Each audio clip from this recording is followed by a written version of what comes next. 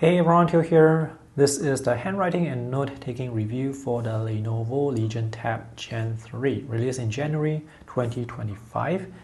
And this tablet is also known in China as the Lenovo Y700 2025 with the same specifications. The only difference is Lenovo Legion Tab Gen 3 uses the global ROM, so this has official support for Google Play Store.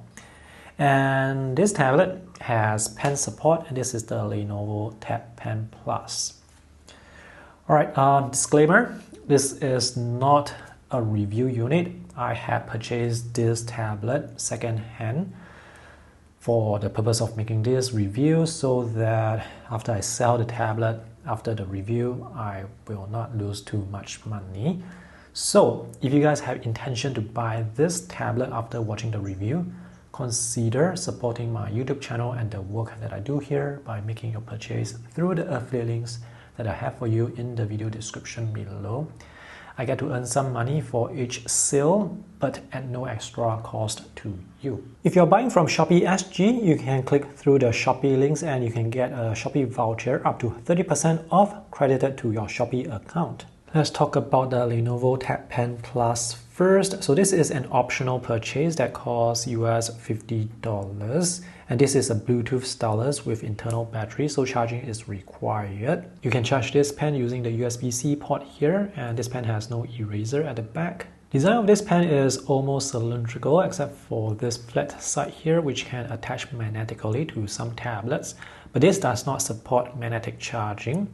So do remember to charge the pen, especially if you have to bring the pen outdoors. So if the pen runs out of battery outdoors, you will have to charge it with the USB-C port with a USB-C cable, which you may or may not remember to bring. Now, one thing about charging with this USB-C port is the battery in the pen is small. So if you are someone who does not use the pen often, you have to remember to charge the pen at least once a month. Because if you have the pen's battery in discharge state for long periods of time, it may damage the battery. This pen has one side button and you get a firm click with this. And this is not customizable, at least with the drawing and note-taking apps that I have tested. The pen tip is firm and has no movement when in contact with the glass display.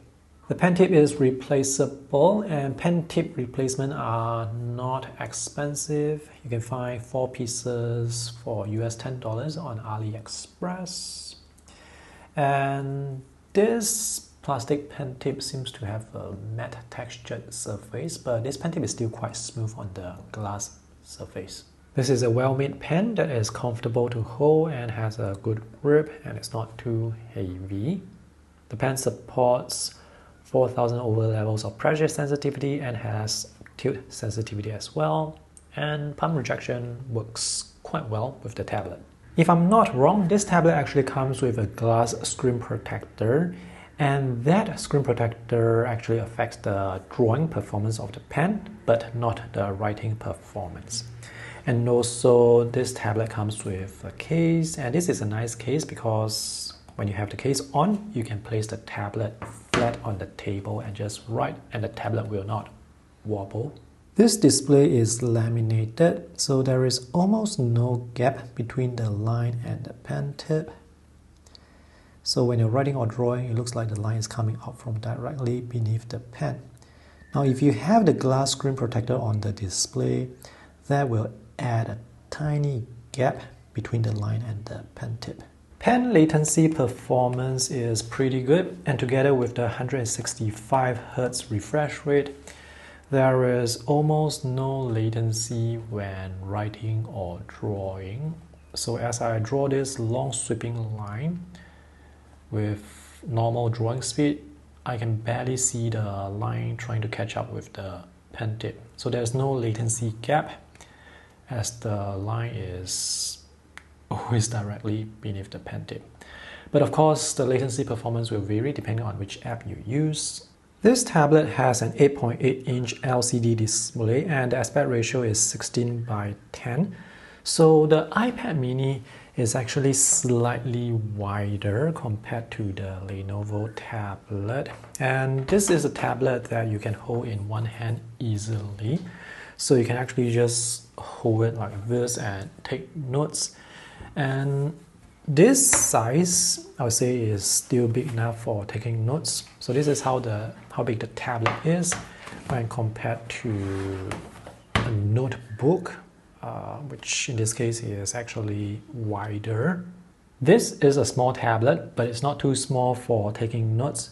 So I have taken a lot of notes for the review of this tablet on this tablet, and I do not feel like I need a bigger tablet just to take notes, just to write. Since there is Google Play Store, you will be able to find many capable note-taking apps that you can use. And for this review, I will be using NoteIn. Now, if you want to use an app that can run on multiple platforms, I would recommend you check out Microsoft OneNote Enable, which can run on Windows, iPads, and Android tablets. So NoteIn is my favorite note-taking app currently because this app has many useful tools and features. It has cloud syncing with Google Drive, supports double tap undo, and there is the infinite canvas, so I can continue to write and will never run out of space, or you can just create a notebook with multiple pages. Bluetooth has to be enabled in order to use the pen.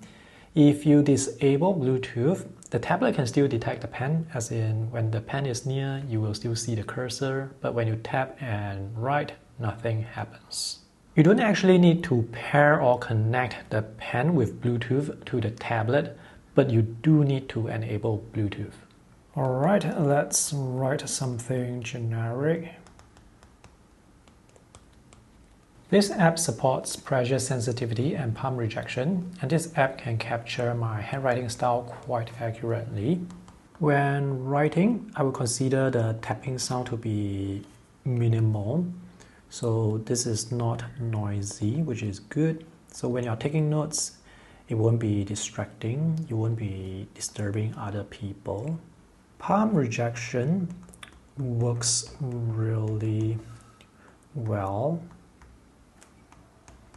So if I try to draw with my finger, you can see it just moves the page. It will not introduce any straight strokes. And when I place my palm on the display, it will also not introduce any straight strokes. When you're using the tablet in landscape orientation for writing or drawing, make sure you know where the camera is, and it's here because there is the brightness sensor which you do not want to cover with your hand. So if the camera is here and my hand is covering the brightness sensor, the display will become dim. Handwriting and note-taking experience with this tablet is fantastic. So if you are looking for a small tablet that can be used to take handwritten notes, this is a good one to consider if you have the budget for it. Okay, the next thing I want to talk about is software features. So earlier on, I said that you do not need to connect the pen with Bluetooth to the tablet to use the pen. But if you do connect the pen with Bluetooth, you get some software feature. If you go into the settings under pen and keyboard and tap here, so I have already connected the pen, and this is where you can see the battery life of the pen.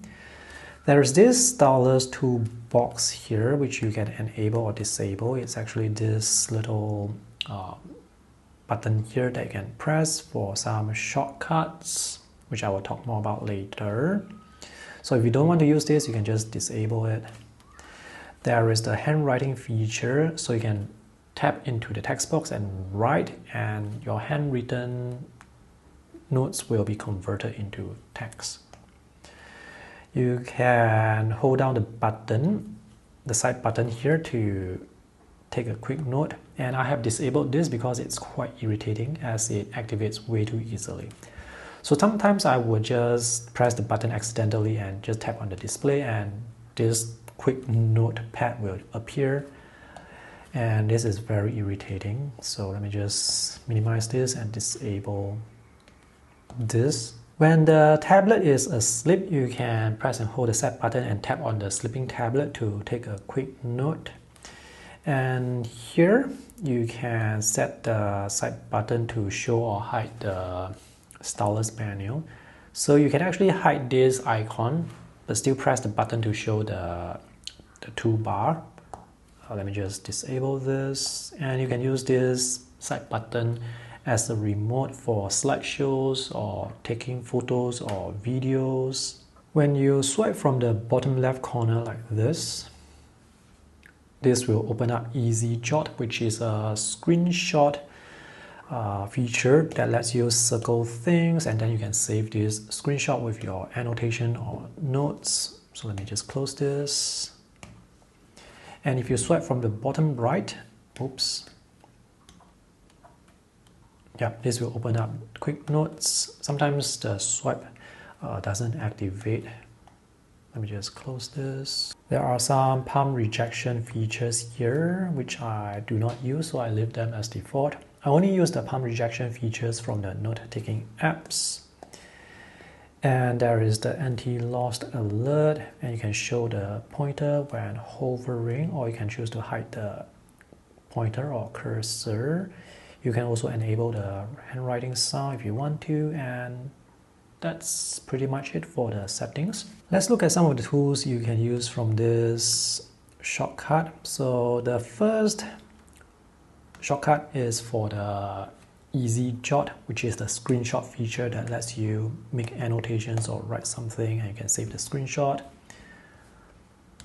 The second feature allows you to select elements on the screen and search for the elements online. So it's a circle and search feature. Next, we have the screenshot feature. So you can choose to crop an area of the screen to save the screenshot. And this is the quick note feature. Let me just minimize this. And this number, the fifth tool, is the laser pointer feature. So this can be useful if you are presenting something and you have the tablet connected to an external display or projector. So the red marker will show up on the external display. This is the magnifying glass. The second last tool is the remote control tool, where you can set this to control slideshows, take videos or take photos, and the last shortcut is to the pen settings page. Alright, to conclude, this is a great tablet for note-taking, and this can definitely compete with the iPad mini, with the Apple Pencil for note-taking. And even if you are not using this tablet for writing and drawing, it's just a great tablet overall, because this display is bright, vibrant, and sharp, and it has 165 Hz refresh rate. The only downside is there is no anti-reflective coating, so if there is strong light source on the display, it can be quite distracting. This tablet actually has a lot more features that I will talk about in my upcoming artist review, so watch out for that review when it's up.